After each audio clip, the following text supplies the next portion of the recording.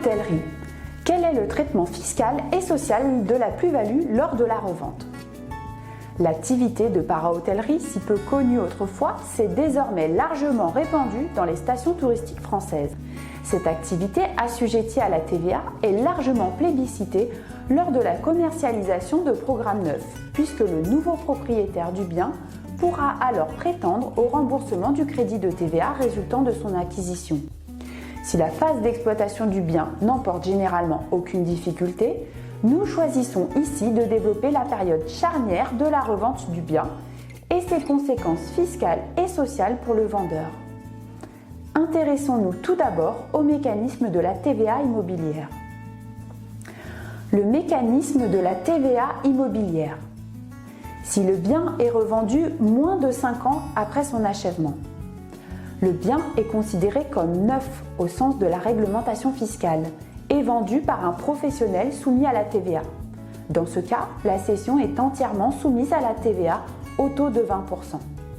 Exemple numéro 1. Monsieur Xavier a acquis en 2020 un appartement d'une valeur de 1,2 million d'euros. Monsieur Xavier exploite ce bien en para-hôtellerie, activité pleinement assujettie à la TVA. Il a pu obtenir le remboursement de la TVA payée lors de son acquisition, soit 200 000 euros. En 2023, Monsieur Xavier revend ce bien pour 1,5 million d'euros. Ce bien est achevé depuis moins de 5 ans. Il s'agit donc d'un bien neuf. La cession est soumise de plein droit à la TVA sur le prix total. Monsieur Xavier devra donc reverser à l'administration fiscale 250 000 euros. Monsieur Xavier n'encaissera donc que 1,2 550 000 euros lors de la revente. Si le bien est revendu plus de 5 ans après son achèvement, le bien n'est plus considéré comme neuf et la cession ne sera donc pas soumise à la TVA. En revanche, la TVA immobilière est soumise à une période de régularisation de 20 ans, durant laquelle le vendeur devra régulariser et reverser une partie de la TVA dont il a obtenu le remboursement lors de l'acquisition ou de la construction du bien immobilier. La régularisation s'effectue par 20e selon le nombre d'années écoulées. Exemple numéro 2. Monsieur Xavier a acquis en 2020 un appartement d'une valeur de 1,2 million d'euros. Monsieur Xavier exploite ce bien en para-hôtellerie, activité pleinement assujettie à la TVA. Il a pu obtenir le remboursement de la TVA payée lors de cette acquisition, soit 200 000 euros. En 2027, Monsieur Xavier revend l'appartement pour 1,5 million d'euros. Le bien est achevé depuis plus de 5 ans. Le bien n'est donc plus considéré comme neuf. Monsieur Xavier devra en revanche reverser 13/20 de la TVA initialement remboursée en 2020 lors de l'acquisition, soit 130 000 euros. Néanmoins, il est prévu une dispense de régularisation lorsque l'acquéreur entend poursuivre l'activité du cédant. C'est la transmission d'universalité prévue par l'article 257 bis du Code général des impôts. Une plus-value professionnelle. La plus-value réalisée lors de la revente d'un bien exploité sous le schéma para-hôtelier relève de la catégorie des plus-values professionnelles. Il s'agit en effet de la cession d'un actif d'entreprise. Calcul de la plus-value brute. La plus-value brute est déterminée par différence entre la valeur de cession du bien et sa valeur nette comptable, VNC, qui figure à l'actif du bilan. Exemple numéro 3.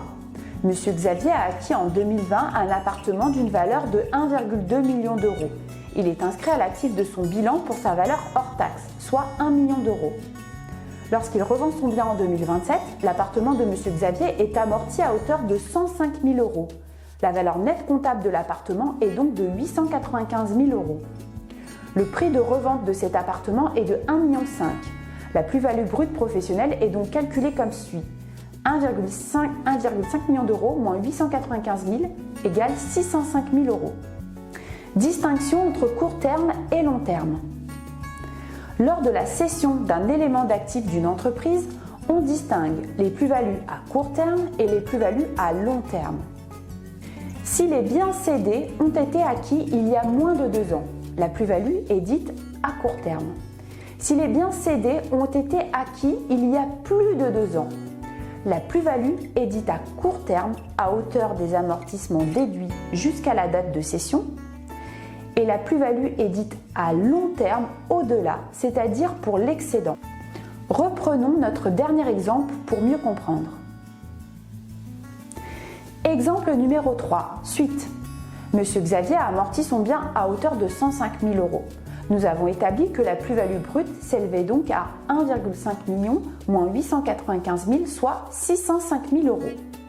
Elle se décompose en plus-value à court terme à hauteur des amortissements déduits, soit 105 000 €, et en plus-value à long terme au-delà, soit 605 000 moins 105 000 € égale 500 000 €. Pourquoi faire cette distinction ? Car les plus-values à court terme et à long terme font l'objet d'un traitement fiscal différent. La plus-value à court terme est ajoutée au résultat courant de l'entreprise. Elle est donc taxée au barème de l'impôt sur le revenu, au barème progressif. La plus-value à long terme est soumise au prélèvement forfaitaire unique, la flat tax, de 30%. Des régimes d'exonération sont possibles. Lorsque l'exploitant agit comme un vrai professionnel, c'est-à-dire participant de manière personnelle, directe et continue à l'accomplissement des actes nécessaires à cette activité, il peut prétendre au dispositif d'exonération prévu par l'article 151 septies du Code général des impôts, si les conditions suivantes sont réunies. L'activité doit être exercée depuis au moins 5 ans. Le chiffre d'affaires moyen des 2 dernières années civiles précédant la cession est inférieur à 250 000 €. L'ensemble de la plus-value professionnelle, tant à court terme qu'à long terme, est alors exonéré d'imposition.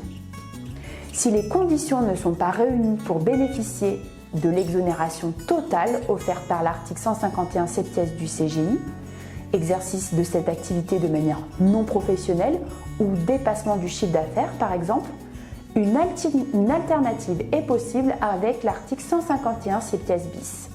Ce dispositif permet de bénéficier d'abattements sur la plus-value à long terme à hauteur de 10% par an à partir de la 5e année, menant à une exonération de la plus-value à long terme au-delà de 15 ans de détention. Attention aux charges sociales lors de la revente. Dernier écueil lors de la revente, et non des moindres, une partie de la plus-value, même si exonérée fiscalement, est soumise aux charges sociales de l'exploitant. Sécurité sociale des indépendants ex-RSI. En effet, la plus-value à court terme, c'est-à-dire représentant le cumul des amortissements, est à intégrer dans la base de calcul des cotisations sociales de l'exploitant vendeur. Il convient donc d'être particulièrement vigilant lors de la revente et d'anticiper cette charge qui interviendra plusieurs mois après la date de cession. Les charges sociales de l'exploitant représentent entre 35 et 45% de la plus-value à court terme. Pour rappel, ces charges sociales s'appliquent même lorsque la plus-value est totalement exonérée d'imposition. Nota bene, pour les exploitants non résidents, il convient de rechercher si une convention bilatérale portant sur la coordination des régimes de sécurité sociale a été signée avec le pays de résidence du contribuable.